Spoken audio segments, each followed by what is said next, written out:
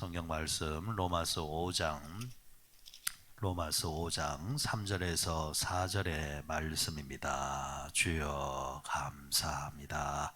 로마서 5장 3절에서 4절 같이 읽습니다.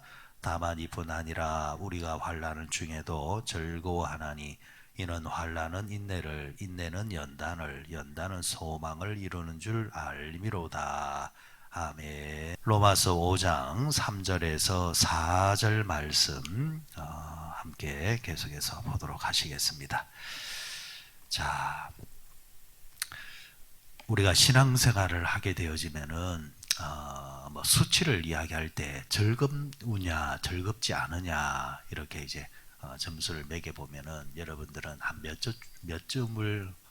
점을 이야기하시겠습니까?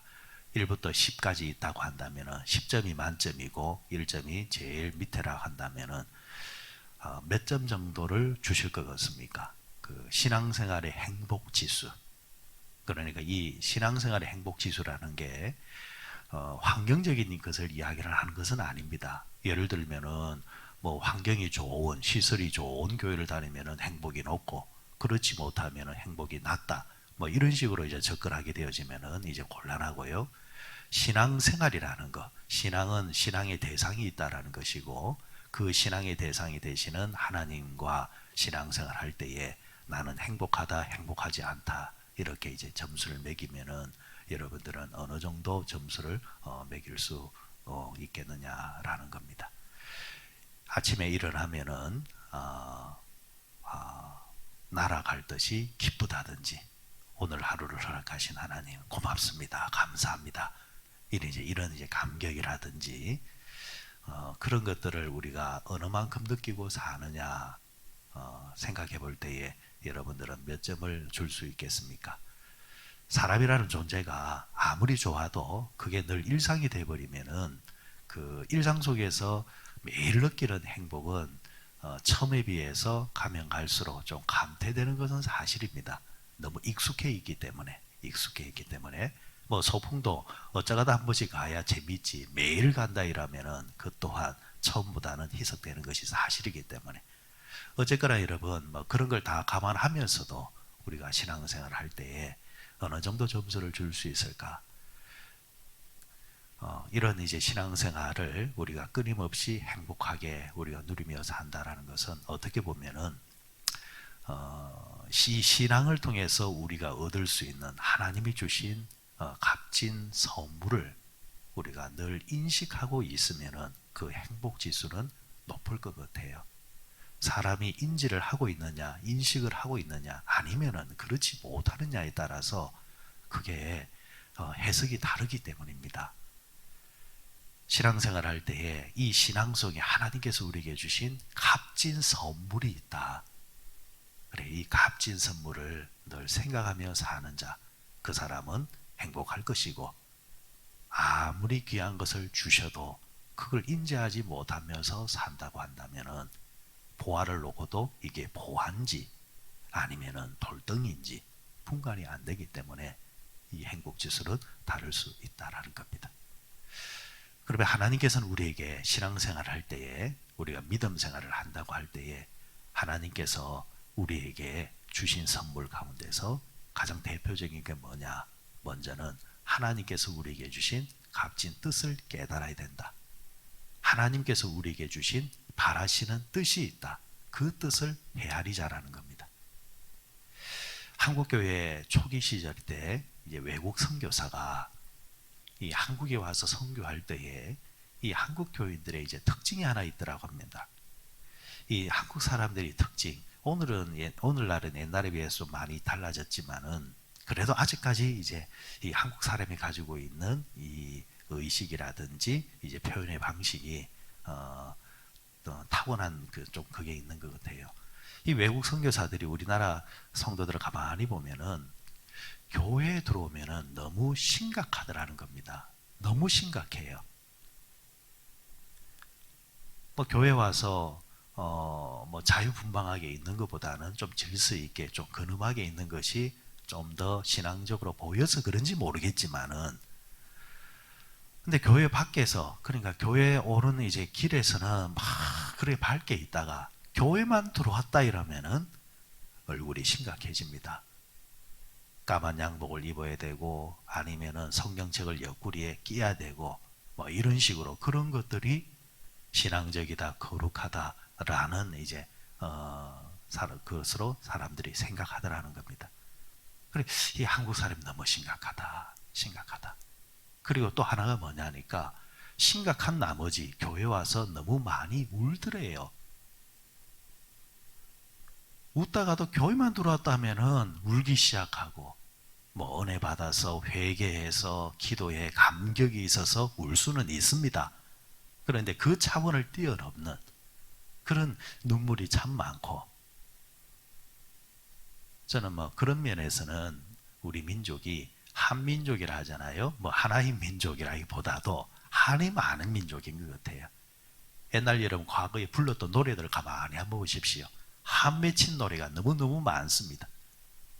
이 한이 맺힌 이제 그런 것들이 엉어리가 교회에 왔을 때에 하나님 앞에 섰을 때에 자신의 감정을 드러내 놓으니까 차마 집에서는 말 못하고 바깥에서는 말 못하다가 하나님 앞에 서게 되니까 그런 이제 표현들이 그렇게 나올 수도 있겠다라는 생각은 가집니다.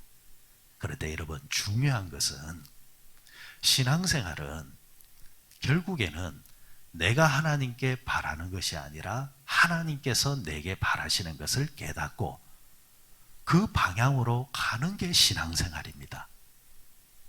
그 방향대로 가야 신앙이 자라고 수준이 높아지고 성숙한 신앙이 되는 겁니다. 예수님께서 십자가 위에서 아버지여 나의 원대로 마시고 아버지의 뜻대로 하시옵소서. 이게 최고봉의 신앙이란 말입니다. 그러면 하나님께서 우리에게 바라시는 뜻이 뭐냐라는 것을 헤아려야 되겠죠. 데살로니가전서 5장 16절에서 18절에 유명 구절이죠. 항상 기뻐하라. 쉬지 말고 기도하라. 범사에 감사하라. 이는 그리스도 예수 안에서 너희를 향하신 하나님의 뜻이니라. 하나님께서 우리에게 바라시는 뜻이 그 첫째가 뭐였습니까? 항상 기뻐하라는 겁니다. 여러분 이 말이 어려운 말이 아닙니다. 가만히 한번 생각해 보십시오. 이것은 하나님 아버지의 마음뿐만이 아니라 우리도 보편적으로 가지고 있는 마음입니다. 여러분들의 가정에 자식들이 기뻐하고 있는 것이 보기가 좋습니까? 인상 쓰고 있는 모습이 좋습니까? 늘 집에 들어올 때 뭔가 심각하고 무슨 일이 있는 것처럼 아니면 혼자 눈물 뚝뚝 흘리고 있으면 여러분 그게 부모 마음에 보기 좋겠습니까? 그런데 이 자식들이 늘 징글벙글하고 있고 뭐가 그렇게 좋은지 즐거워하고 있으면은 부모는 그 얼굴만 봐도 밥 안 먹어도 배부릅니다. 이게 부모의 마음이잖아요. 하나님의 마음도 같다라는 겁니다. 하나님께서도 하나님의 백성들의 성도들이 간혹 가다가 눈물을 흘릴 수 있겠지만 그러나 하나님 앞에서 웃고 있을 때 즐거워할 때에 기뻐할 때에 하나님이 정말 행복하다라는 이야기죠. 그런 면에서 여러분 이 신앙생활 속에 담겨진 비밀 중에 하나가 뭐냐면은 신앙생활을 제대로 하면은 하나님께서 신앙생활을 통해서 우리가 즐거워하고 기뻐할 수 있도록 하나님의 장치를 딱 만들어 놨다라는 겁니다.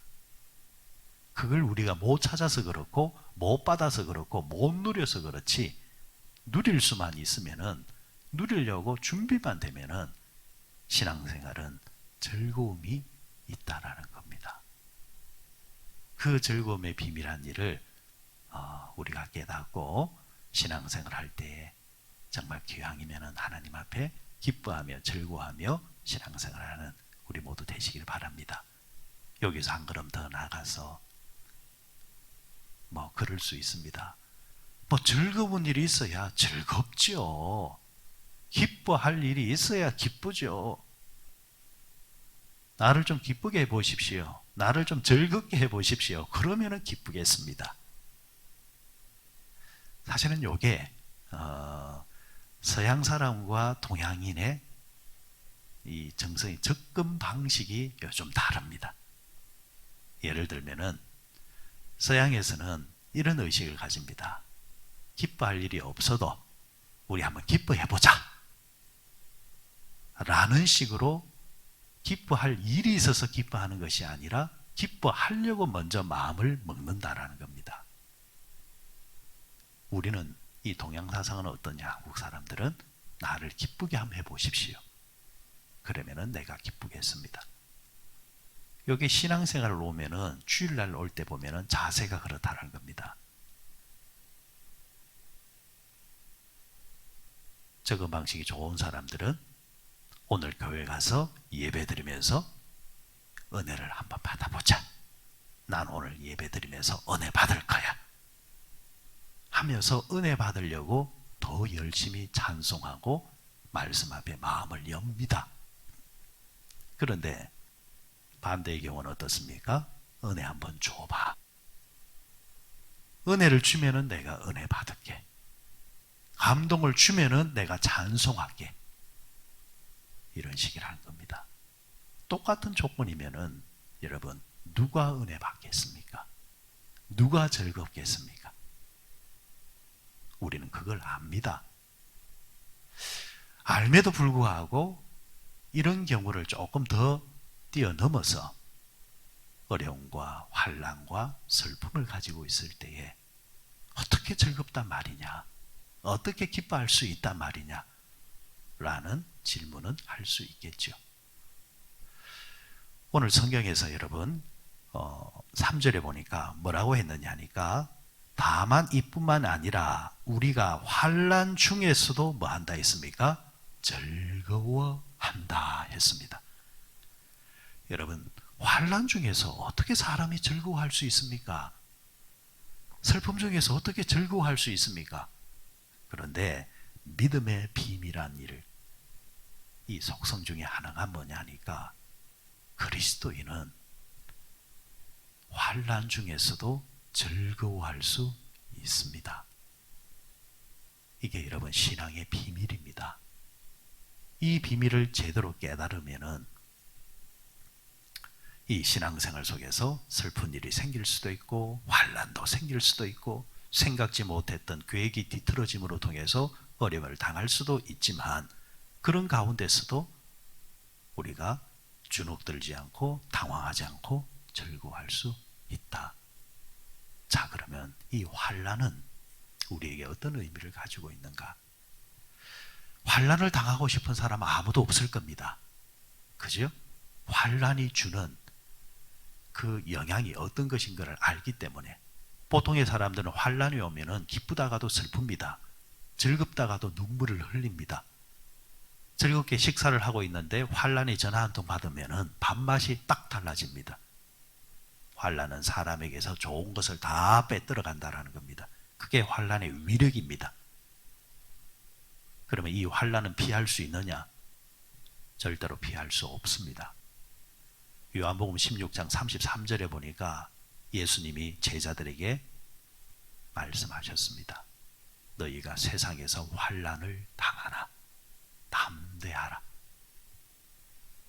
예수 믿는 사람들이 세상에서 환난을 안 당하는 것이 아니라 필연적으로 당할 수밖에 없다라고 분명히 말씀하셨습니다. 어떻게 보면은 예수 믿는 사람들은 환난을 안 믿는 사람보다 더 당할 수 있습니다. 왜냐하면 기본적인 환난은 있기 때문에 믿는 사람이나 믿지 않는 사람이나 기본적인 환난은 있습니다. 여러분 믿는 사람들이 병에 안 걸립니까? 믿는 사람들도 병에 걸립니다. 믿는 사람들이 안 늙어갑니까? 믿는 사람들도 늙어갑니다. 믿는 자의 자식은 다 잘 됩니까? 아닙니다. 믿는 자의 자식들 가운데서도 어려움을 당하는 일들이 많이 일어납니다. 이게 여러분 어떻게 보면은 세상에 만들어 놓으신 하나님의 자연의 세팅입니다. 이 문제는 믿고 안 믿고의 문제가 아닙니다. 믿어도 환난을 당할 수 있습니다. 하나님께서 특별한 목적을 통해서 믿는 자를 통하여서 기적이 일어나고 표적이 일어날 때가 있습니다. 그러나 하나님의 목적과 상관이 없을 때는 이 세상에 누구나 다 할 것 없이 기본적으로 당하는 환난이 있습니다. 그래서 사람은 자만할 수 없고 사람은 교만할 수 없고 지금 내가 조금 괜찮다고 해서 어렵은 사람을 향해서 함부로 말할 수 없는 게 그 일이 내일이 될 수 있다는 겁니다. 자, 그러면 믿는 사람들은 여기다가 또 하나의 환난이 있습니다. 믿음으로 통해서 얻어지는 환난. 안 믿었으면 지나갈 수 있는데, 안 믿었으면 욕 안 들어도 되는데, 안 믿었으면 손가락질 안 받아도 되는데, 믿기 때문에 믿는 자가 그럴 수 있느냐, 믿기 때문에 교회가 그럴 수 있느냐 라는 식으로 듣는 이야기들이 있겠죠. 여러분, 가문에 어떤 여인이 시집을 갔습니다. 신앙을 가지고 있습니다. 그런데 그 집은 신앙이 전혀 없습니다. 여러분, 그러면은 그 믿지 않는 집에서 시집 온 여인을 어떻게 합니까? 핍박을 합니다. 똑같은 상황 속에서도 믿는 며느리가 당하는 환난이 있단 말이죠. 믿기 때문에 너희가 세상에서 환난을 당하나, 예수님 어떻게 하셨습니까? 담대하라, 내가 세상을 이기었노라. 오늘 말씀의 맥과 같은 겁니다. 믿는 사람들은 환난 중에서도 어떻게 한다? 즐거워한다. 왜? 이 말이 무슨 말일까요? 환난을 당하는데 왜 즐거워할까요? 환난을 당하는데 왜 담대해야 될까요? 그 이유는 이 환난은, 하나님이 주시는 것은 우리가 보기에 좋지 않은 것처럼 보이는 것조차도 나중이 되면은 그게 협력하여 선을 이루어내는 복된 것이 될 수 있는 비밀이 담겨져 있다는 겁니다. 지금은 그게 내게 쓰게 다가오지만 하나님 말씀대로 이 환난을 즐겁게 받아내기만 하면, 이겨내기만 하면, 담대하게 치러내기만 하면 요게 나중에 내게 정말 크게 복이 될 수 있고 기묘하게 사용될 수 있는 힘이 될 수 있다는 겁니다. 여러분, 그런 일들이 너무너무 많습니다. 너무너무 많아요. 그래서 고생도 같은 고생이 아닙니다. 내일이 있는 고생이 있고 내일이 없는 고생이 있습니다. 내일이 있는 환난이 있고 내일이 전혀 없는 환난이 있습니다. 여러분, 노동과 운동은 다른 것이죠. 여러분, 신기한 것은 사람이 제일 건강한 사람, 어떻게 보면 노동하는 사람일 수 있잖아요. 왜? 매일매일 땀 흘리고 수고하니까. 그런데 여러분, 노동하는 사람들이 시간이 지나면 지날수록 몸이 상해집니다. 그런데 이에 반해서 운동하는 사람들은 어떻습니까? 그게 내일이 되면 뭐가 됩니까? 근육이 됩니다. 근력이 됩니다. 저는 이 신앙의 환난은 이렇게 해석하는 것이 옳다고 봅니다. 여러분, 요셉이 13년 동안 환난을 당했습니다. 그런데 그는 그것을 운동으로 받아냈습니다.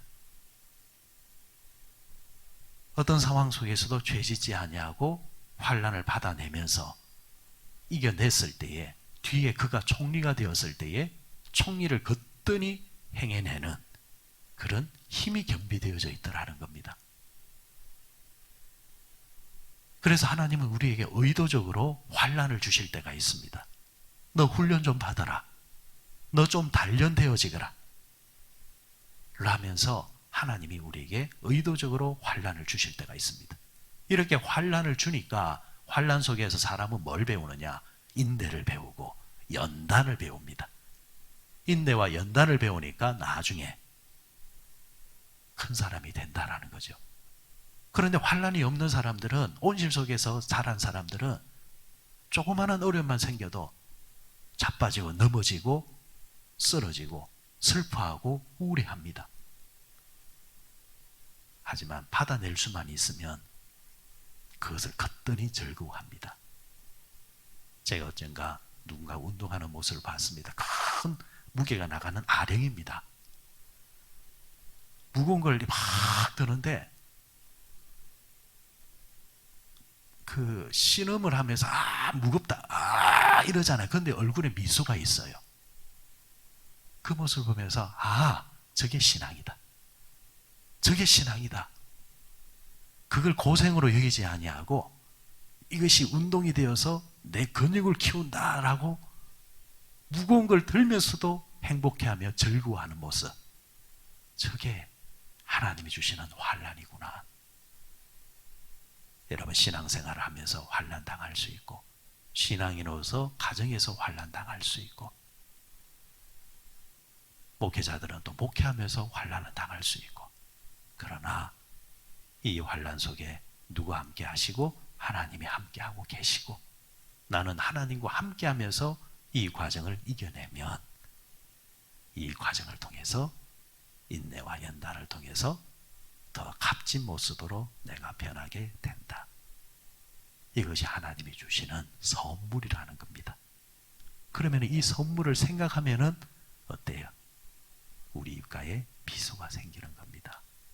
야, 하나님이 이 뒤에 뭘 주시려고 이러시나? 하나님이 내게 또 무슨 선물을 주시려고 먼저 내 그릇을 키우고 계시나? 그러면은 기대가 생기는 겁니다. 오늘 사도 바울은 그 이야기를 하고 있습니다. 말씀을 맺을게요. 여러분, 우리가 너무 잘 아는 말씀입니다. 나의 가는 길을 오직 그가 아시나니 나를 단련하신 후에는 내가 순금같이 나오리라. 순금이 어떻게 만들어지신 줄 아시죠? 아주 뜨거운 불에 금광석을 넣습니다. 그러면은 불순물이 녹아져 내립니다. 전제가 뭡니까? 순금이 되기 위해서는 환난의 자리에 들어가야 합니다. 들어가면 내 몸에 붙어 있는 불순물이 제거되고 녹아지고, 그리고 결국에는 내가 순금이 되는 겁니다. 저는 항상 이 말씀을 볼 때마다 그 앞에 말씀을 항상 눈여겨보면서 감동을 받습니다. 그 앞에 어떤 말씀이 있는 줄 아십니까? 내가 앞을 보아도 하나님이 안 계시고, 뒤를 보아도 하나님이 안 계신다. 옆을 보아도 하나님이 안 계신다. 그 다음에 나오는 말씀이, 그러나 나의 가는 길을 오직 그가 하시나니 나를 단련하신 후에는 나를 정금같이 나오게 하실 것이다. 아니 계신 것 같아도 옆에 계시다라는 겁니다. 보고 계신 겁니다. 지금 하나님이 나 뭐하고 있다? 훈련시키고 있다. 그 확신만 가지고 있으면, 그 믿음만 가지고 있으면 환난 속에서도 우리는 어떻게 할 수 있다? 즐거워할 수 있다. 오늘 하루를 살아갈 때도 좋은 일이 있을 때 감사하시고 기뻐하시고, 조금 어려운 일이 생겨도 하나님이 함께하고 계신다 생각하면서 오히려 그 순간 그 순간이 담대하게 이겨내시고 승리할 수 있는 믿음의 우리 성도들 다 되시기를 주의 이름으로 축원드립니다.